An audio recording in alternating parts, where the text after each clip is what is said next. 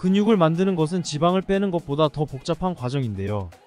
다이어트가 끝났을 때 근육량도 줄었다는 사실을 깨닫고 실망하신 분들 많으시죠. 이는 다이어트 후 근육의 글리코겐과 수분 감소로 인한 착시 현상일 수도 있지만 실제 근육 손실도 발생할 수 있습니다. 오늘 영상에서는 힘들게 얻은 근육량을 유지하면서 이러한 근육 손실을 최소화하거나 방지하는 데 도움이 될 것입니다.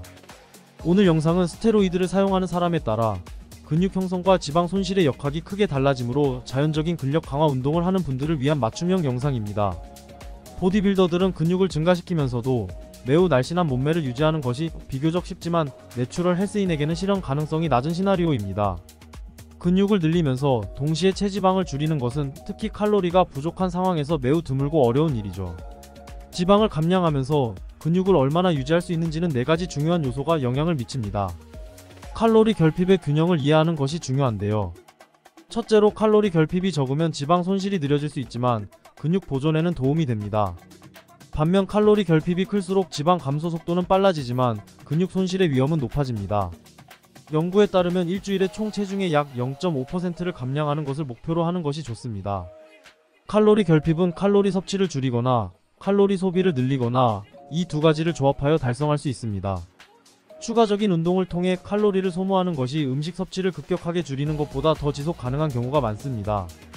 칼로리 결핍을 만드는 것은 근육량을 유지하면서 체지방을 감량하기 위한 가장 기본 요소이며 각자의 장점과 고려사항이 있는 다양한 방법을 통해 달성할 수 있습니다. 근육량을 유지하고 신체에 미치는 영향을 줄이려면 칼로리 섭취량을 급격하게 줄이는 대신 점진적으로 줄여야 합니다. 채소, 저지방, 단백질, 통곡물 등 칼로리는 낮지만 영양소가 풍부한 식품에 집중해야 합니다. 작은 접시를 사용하고 양을 측정하면 과식을 예방하는 데 도움이 될 수 있겠죠. 소량씩 자주 먹으면 배고픔을 관리하고 하루 종일 에너지 수준을 유지하는 데 도움이 될 수 있으므로 식사 시간도 고려하는 게 좋겠습니다. 칼로리 결핍과 관련된 논문 하나 보시죠. 이 연구는 40명의 젊은 남성을 두 그룹으로 나누어 연구를 수행했는데요.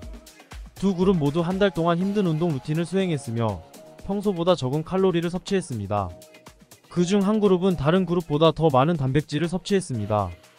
이 논문 결과를 요약하면 간단히 말해서 열심히 운동하면서 더 많은 단백질을 섭취하고 더 적은 칼로리를 섭취하면 근육을 늘리는 동시에 지방을 줄이는 데 상당한 도움이 될 수 있다는 연구 결과가 나온 거죠. 뭐 당연하고 다들 아시는 내용이겠지만 그러나 사실 이 논문의 결과를 꾸준히 실천하기는 굉장히 힘들죠. 누가 얼마나 꾸준히 실천하느냐가 핵심인 것 같네요. 칼로리 소비를 늘리려면 걷기, 계단 오르기와 함께 자전거 타기, 수영, 조깅과 같은 심혈관 운동도 해야 하는데요. 이러한 운동은 근육에 과도한 부담을 주지 않으면서 심박수와 칼로리 소모량을 증가시킵니다. 고강도 인터벌 트레이닝은 짧은 시간 동안 격렬한 활동을 한 후 휴식을 취하는 운동으로 칼로리 소모에 더 효율적이고 신진대사를 촉진할 수 있으므로 고강도 인터벌 트레이닝을 운동에 꼭 포함시켜야 합니다. 이외에 평소에 엘리베이터 대신 계단 이용하기, 목적지에서 멀리 떨어진 곳에 주차하기, 활동적인 취미로 생활하기 등 일상생활에서 작은 변화를 주어 활동량을 늘리면 많은 도움이 되겠죠. 칼로리 소비와 관련된 논문 하나 보시죠. 이 연구는 같은 시간 동안 다양한 운동 유형의 에너지 소비량을 비교했는데요. 9명의 남성이 30분간 근력 운동, 지구력 사이클, 지구력 러닝머신, 유압 저항 시스템을 이용한 고강도 인터벌 트레이닝의 4가지 운동을 수행했습니다. 연구 결과 고강도 인터벌은 다른 운동에 비해 칼로리 소모량이 훨씬 더 높았습니다. 이 연구에 따르면 고강도 인터벌은 정상 상태의 운동보다 칼로리 연소에 더 효과적이며 제한된 시간 내에 근력과 심혈관 운동 효과를 모두 얻고자 하는 사람들에게 유익한 운동이라고 밝혔습니다. 칼로리 섭취를 줄이고 신체 활동을 늘리는 것이 가장 지속 가능하고 효과적인 방법인데요. 이를 통해 보다 유연한 식단을 구성할 수 있고 탈진이나 근육 손실을 초래할 수 있는 극단적인 방법을 피할 수 있습니다. 칼로리 부족량을 정기적으로 확인하고 진행 상황도 기록해 봐야 합니다. 체중 감량 속도가 너무 빠르거나 피로감을 느낀다면 식사량을 늘리거나 운동 강도를 줄여야 할 수도 있죠. 특히 신체 활동을 늘릴 때는 신진대사와 에너지 수준 유지에 도움이 되므로 수분을 충분히 섭취하는 것이 중요합니다. 칼로리 목표치를 달성하는 것보다 영양소가 풍부한 음식과 효과적인 운동이 더 중요하므로 칼로리 수치보다는 식단과 운동의 질에 집중해야 합니다. 이러한 방법을 조합하여 개인의 필요와 자신의 생활 스타일에 맞게 조정하면 근육 손실을 최소화하면서 체지방 감량에 효과적인 칼로리 결핍을 만들 수 있습니다. 핵심은 꾸준함과 자기 몸에 관심을 가져야 한다는 것입니다. 다들 알다시피 단백질은 근육 보존의 핵심입니다. 적절한 지방 섭취도 호르몬 균형과 전반적인 건강에 필수적입니다. 탄수화물은 운동의 연료를 공급하는 데 중요한 역할을 하며 활동 수준과 개인의 에너지 필요량에 따라 섭취량을 조절해야 합니다. 운동량이 적더라도 근육을 키우는 훈련 방법에 집중해야 하죠. 여기에는 점진적 과부하, 충분한 훈련 빈도, 복합 운동에 집중하는 것과 같은 전략이 포함되죠. 영상이 너무 길어질 것 같아 이 내용은 따로 한번 다뤄보겠습니다. 충분한 수면과 스트레스 관리는 근육 회복과 전반적인 건강에 필수적입니다.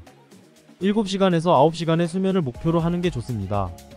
특히 식단에서 단백질 섭취가 어려울 때는 유청 단백질, BCAA, 크레아틴과 같은 보충제를 섭취하여 근육 유지에 도움이 되도록 하는 게 좋습니다.